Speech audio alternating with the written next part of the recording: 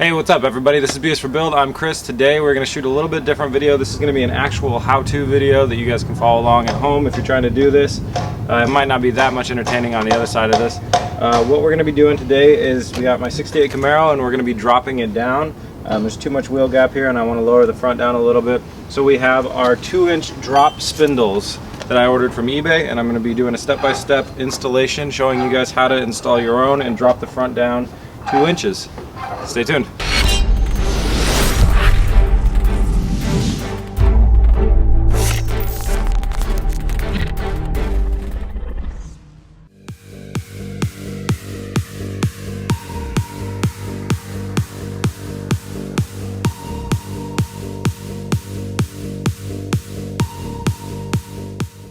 Okay, now that we have our wheel off, and this thing was a little spacer adapter that I'm running on there to get a different lug pattern. The next thing we want to do is remove the cotter pin from right here and then loosen this bolt up, but do not loosen it all the way. Something good to note when we're working on this project, we're going to have a lot of really small pieces, so it might be helpful to get a little plastic bag or some plastic. Also, we're going to pull the wheel bearing off. There's some grease in there, so you might want some wax paper or some plastic or a nice place to keep all your little parts together. Alright, now we're loosening this bolt up, but we're not going to loosen it to the point where it's off. And we're doing that so we can take a hammer and tap on this piece until it falls and slips down. Alright, so there's a couple options to get this off. One is a hammer, and you can strike right here, strike it a couple times, and it'll pop off. The other is one of these. I don't know what they're called, but you can get them at Harbor Freight. And basically you slide this piece on here, you loosen this up enough that this rod can get on top of the bolt. You tighten it down and it pushes it out. I have either option, but I'm just going to try this first.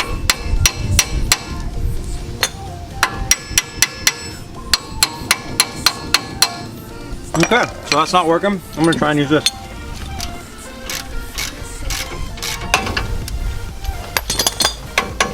Alright, that tool ended up working the best. You can find these down at Harbor Freight. I believe they're between $10 and $20. You'll probably use them once every 2 or 3 years. Once you have that done, go ahead and pull the bolt off, drop that down, place it to the side. The next thing we're going to do is focus on taking off the caliper. So there's a couple bolts right here and here. What I like to do before I take off the caliper though is make sure I have a way that I'm going to hang it. We're going to take it off, we're going to move it back here somewhere, and we're going to hang it from the frame. You do not want to let the brake line hang on, or the caliper hang from the brake line. So I'm going to go get a couple pieces of metal, bend them up, so I can either wrap them around here or somewhere, maybe this hole right here, and then wrap the other one around my caliper so it's not hanging from its own brake line. Okay, you can see over here I built a little hook, and I'm just throwing it right here in the frame. I don't know if that'll be the right spot, but anyways, I grabbed some spare aluminum that I had lying around and just bent it in an S shape. Now we're ready to pull off our caliper. There's going to be 2 bolts, I believe, one here, and I'm using a 3/8 inch Allen wrench to get that. Helps to remember that when you're going from the back, everything's backwards. So I tightened it there first, coming back and loosening it this time. Alright, we have now removed our brake caliper, and it's time to go and try and take our rotor off. Rotor hub thing. It's one piece magic. So you got to pop this cap off. It's going to have a bunch of grease inside it, so think ahead on where you want to put this thing and how you want to manage it. And here you have your nut and a cotter pin holding this nut in here. So what we have to do is remove this cotter pin, and then we can pull the nut off, and then we can pull this whole thing off. Alright, cotter pin's out. My Imperial unit socket set does not go that high, so I'm going to use an open-ended wrench to remove this. This is where a little bit of that plastic can come in handy. Keep as much dust and contaminants off of these as you can. Now we're going to fish our wheel bearing out. And voila! Alright, so the next step is going to be to remove these things. One thing that I did not know to purchase before this was some grease. So I'm going to run down to the hardware store and buy some grease so I can properly lubricate the parts when I put them back together. So I'm going to run down to the store, I'll be right back, and then we'll continue with pulling these things off. Alright, I'm back. I got some grease so I can replace this grease, and the next step is we're going to remove the backing plate right here. Well, it turns out that my back plate is basically all painted together. It's one piece And this bolt is just like super on there, and I don't have the right socket for it. I was able to get these off by stripping the paint off of them and pulling them back, but I'm gonna try and just continue with it all being on there in one piece, remove it all as one piece, and then maybe I can work on it a little bit more while it's on the ground. So the next piece to do is there's a bolt right back here behind it. Okay, so there's a bolt right back here. It's got a cotter pin on it. Got to pop the cotter pin off. We'll loosen up that bolt, but do not loosen it all the way.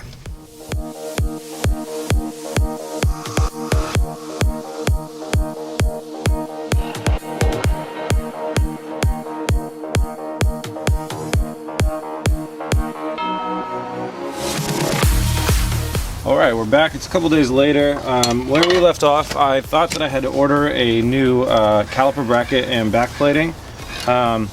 Turns out I did not. Now, when we took them off, they were attached to this piece right here. And after a couple years of rust and stuff, the bolts that go through here and here were really on there, and this one, and then they were painted on there as well. So what I think happened is this is probably an original part from the car that went to a restoration place, something like that, and they sanded it up, polished it up a little bit, and then painted it, and then so everything was really stuck together. So to get those off, I had to use a pry bar, and I went as far as using a sledgehammer to pop some of these things loose so we could use them. But in the end, we did get the caliper bracket and the back plating off, and I threw a coat of black anti-rust paint on them to help them not rust in the future. So the only other thing that we need to do with the old knuckle is there's a little gasket right here. You want to take that gasket off because we're going to use that in the same place on the new one, and then bolt up our new back plate, bolt up our old back plate onto the new lowering spindle and the caliper bracket. Okay, I figured out one problem which kind of led to exposing another problem. So where this wasn't lining up flush with this is because I didn't put the caliper bracket on before I threw this top bolt in. So top bolt goes on top you have your back plating, and behind that you have your caliper bracket. Now down here my caliper bracket cannot lay flush onto my new drop spindle, and I'll show you why. This drop spindle has two different sets of holes, I assume for two different size applications of calipers or something like that. And when I line my top one up here, my bottom one is this piece of the caliper is connecting with this piece of the drop spindle. So if you have a Camaro and you're ordering drop spindles online, try and order some where it looks like after this first top hole, which is running just about on the bottom line of your axle, it's coming right in here. That's the last one. You don't want this other set of holes. We have no use for this set of holes, and it's blocking my caliper. So now I'm going to grab the angle grinder, and it's about a 1/4 inch or a 1/2 inch that I need to take off of this caliper bracket. It shouldn't lose any structural stability, so I'm not too worried about doing that, and I'm just going to take about a 1/4 inch off so it can fit next to this one. Okay, we're getting a little bit back on track here. We cut this, you're not going to be able to see it, but we cut the bottom of this out so it could lay flush with the drop spindle. Threw some Loctite on the top of this and threw that on there loosely. And now the next problem we're having is the backing plating, like I talked about earlier, won't lay flush, but it is just about 1/8 inch sheet metal. So what I'm going to do is I'm going to sink that bolt through there, and then I'll just tighten it down and let it kind of bend itself into place. Alright, I've got this back together, this unit back together. The longer bolt goes in the side that's closer to your control. Is that a control arm? No. That's your, I don't know, the thing that comes out of your steering rack. This guy. Something arm. Lower control arm, I think. Anyways, the longer pin goes the one closer to this part. And so now I'm going to grab the two bolts, throw them on here, and I'll be ready to reapply this to here. Okay, we've got our piece all bolted back together with our new lowered spindle. Now, the only other issue that I have is that once this is installed, I'm really worried about this front sway bar. Wow, somebody needs to tighten down their fan belt. This front sway bar has got a lot of extra metal here, and that can lead to bouncing into our control arm once we have everything on. So I'm going to trim this extra metal off of our front sway bar that we're not using. That way when the shock compresses, we'll have less chance of it stabbing into our other parts now that they're lower.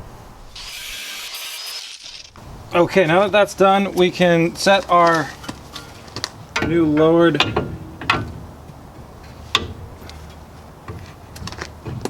New drop spindles in here, but one issue that we're gonna have is that this spring is no longer compressed. So we're gonna grab another jack and lift from the bottom here to compress this spring more so we can get bolts in both the top and the bottom to properly attach this back in.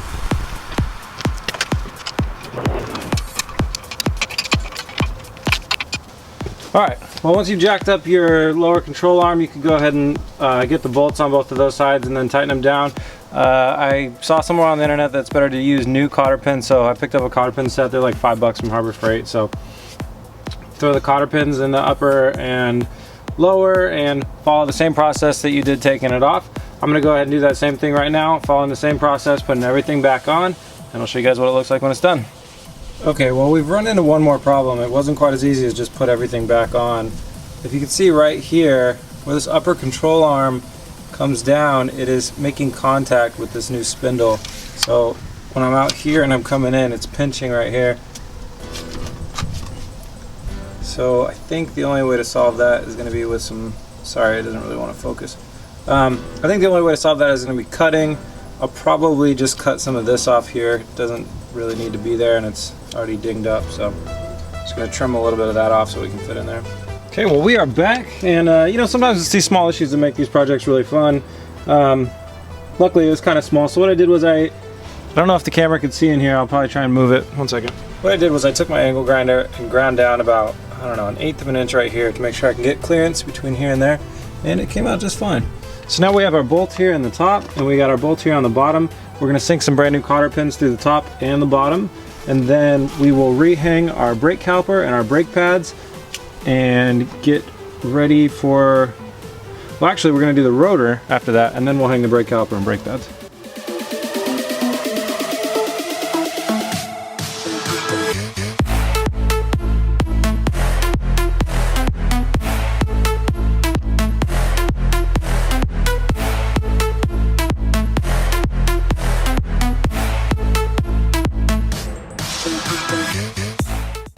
Alright, now that we got our wheel on, I'm going to lower it on down and see how it looks.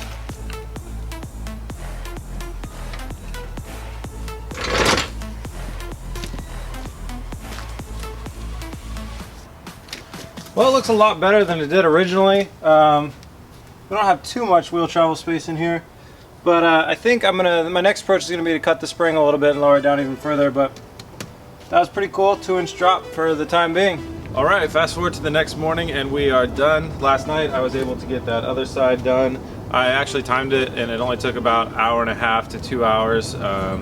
So when I was doing the first side and I was filming it, it took quite a while, but when I wasn't filming it and I was just focused on it, it's only like 1.5 to 2 hour job. If you have a lift and other tools, you can probably do it in like an hour each side.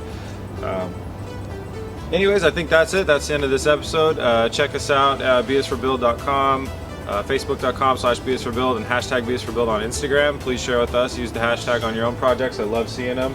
Thank you guys very much for the comments and the support. They've been real helpful. Let me know how you guys like this DIY. If anybody actually uses it, this will apply to a lot of years of Chevys. Chevys use this technology in a lot of things. I think up to 2005 in some of their trucks. So if anybody actually uses this how to, that'd be good to know. It is a little bit obscure for the old Camaro, but I think it'll apply to other vehicles. Thank you very much for watching. Please remember to like and subscribe. Have a good day.